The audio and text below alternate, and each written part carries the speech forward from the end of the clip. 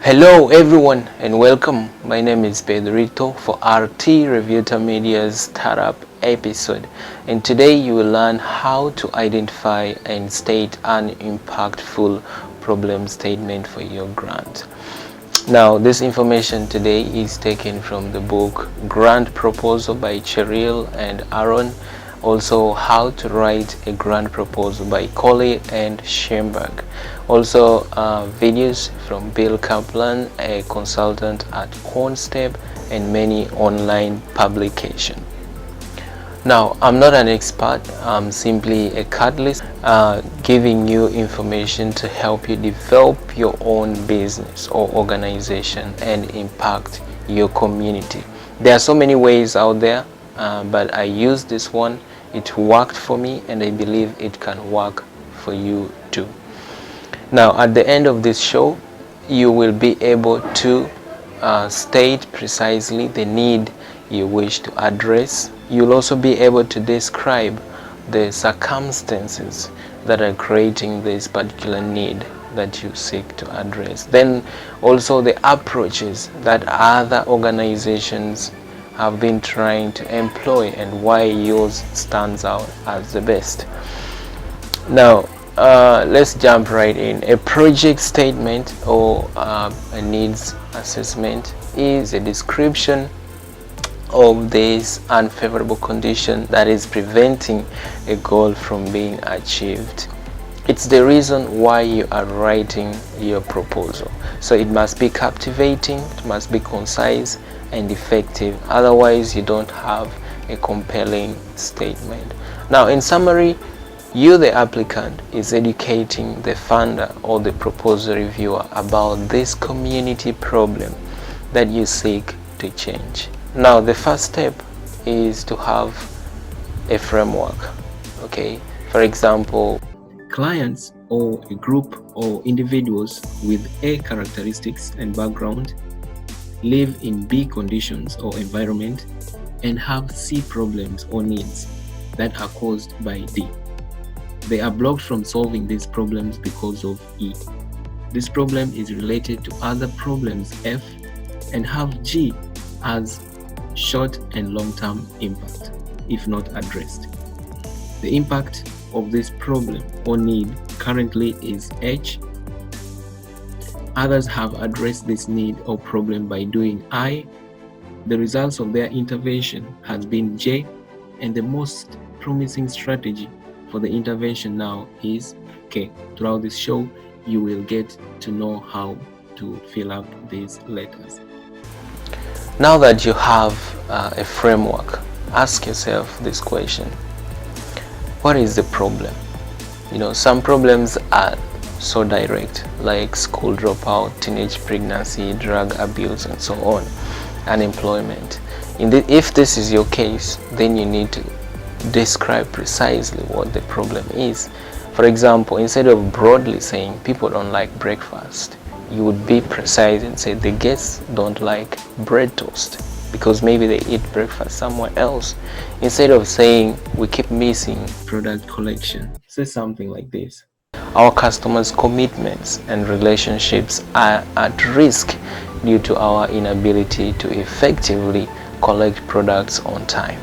You can also use what the people need to find the problem, and that's only by asking why.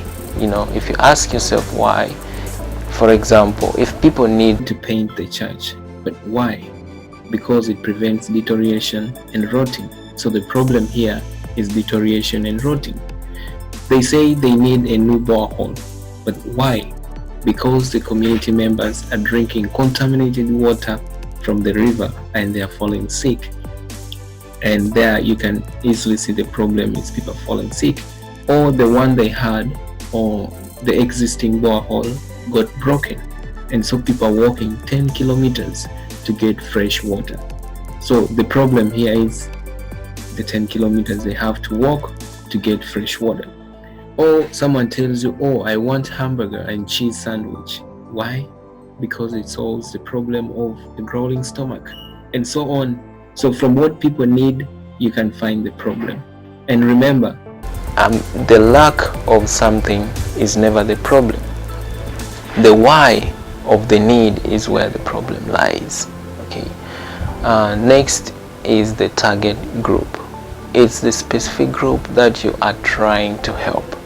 It could be a number of people, it could be a group of people, it could be organization, it could be a specific gender, it could be a geographic area like a city or municipal or rural district, and so on. You must clearly state that demographic or the target group.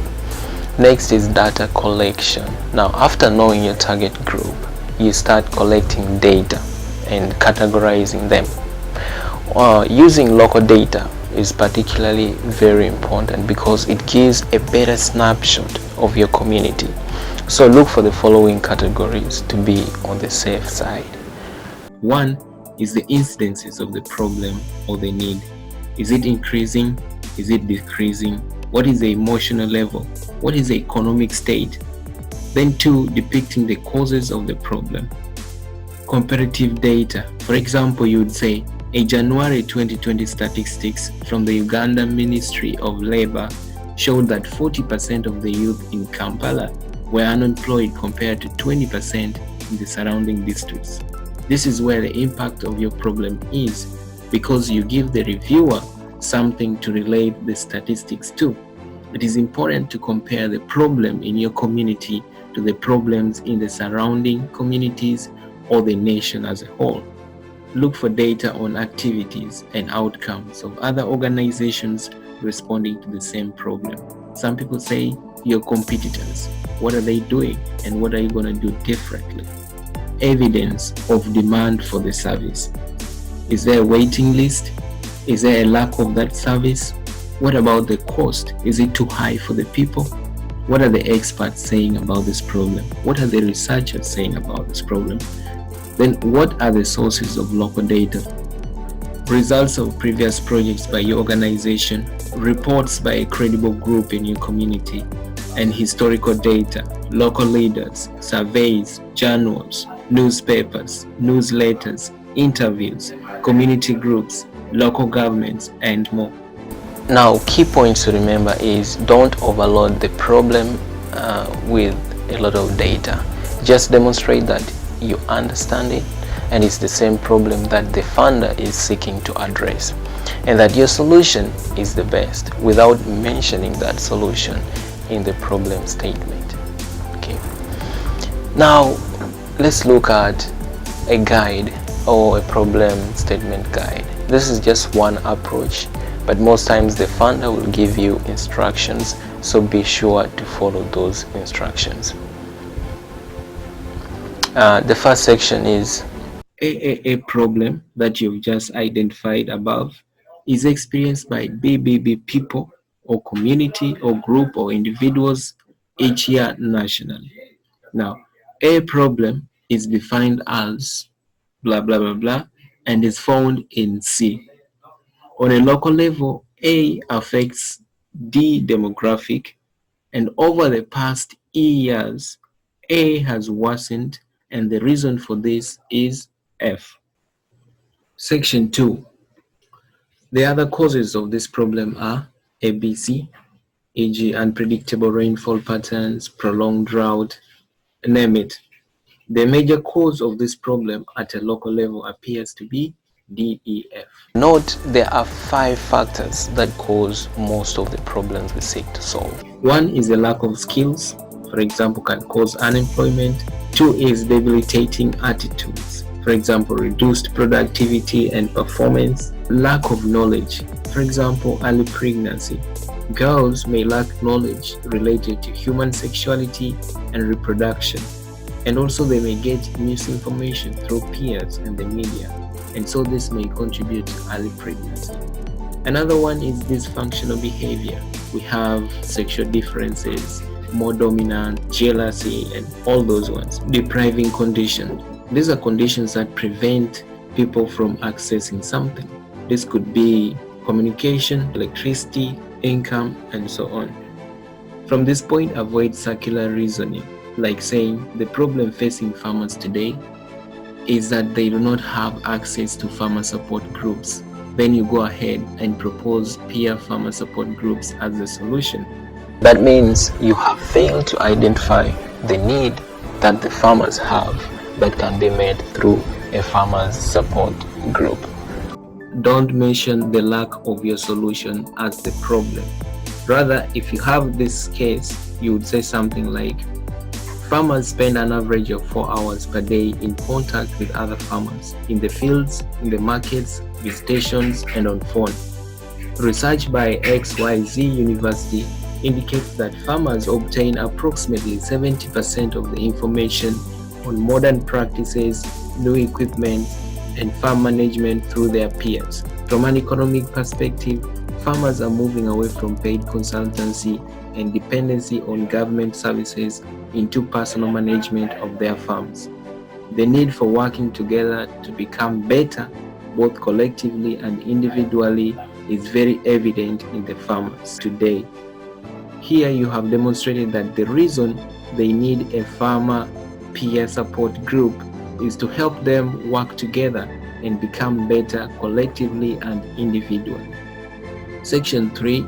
In addition to the impact that the problem has on the individual, the problem costs XYZ dollars in remediation services and prevention. Now, if these figures are not there, don't worry. Now, others affected by this problem are XYZ, and the consequences of not addressing this problem are ABC, and the benefits of addressing this problem are EFG. Section 4. Several promising strategies have been developed to address the needs or the problems. Like, you outline those strategies. Maybe it could be from other people, it could be from other groups, maybe other organizations are doing it. At a local level, the problem is being focused on by, you mentioned, the organization. Then the barriers to the service availability are, you mentioned them, could be no services, could be accessibility problem, could be hours of operation, could be transportation, could be eligibility criteria. There are so many, but you mentioned those barriers. And finally, you would say, according to researchers and experts in the field, and considering the barriers, the most promising approach for this community may be ... You mentioned that approach, but it's not your solution. Okay, you just mentioned an approach that your solution is going to use, but it's not actually the real solution that you're providing. Points to remember: clearly identify the target group. Make sure your project meets the client or the community needs. Be more cost effective. Have a novel approach. Build upon the works of others. Use existing resources. Promote interagency or cooperation between you and other organizations. Fit within the funder's mandate or mission. And then make sure your project can be replicated in different places. It's good to end with a problem impact. What will happen if this problem is not solved? This is called problem impact. For example, children will advance into more complex and dangerous activity as time goes on and they get older. It is imperative that we intervene while the children are young and can be redirected. Our river carries water to neighboring communities. The more time that goes, the more polluted our rivers become and the more dangerous, not only for our community but also to those downstream. Moreover, the more polluted the river, the more impact for the flora and the fauna along the borders. That's all for today, guys. Next, we shall look at the project description, the goals and objectives. Don't forget to like and subscribe to get all our next videos. For now, I'm Pedrito for Revyuta RTV, and see you. Bye bye.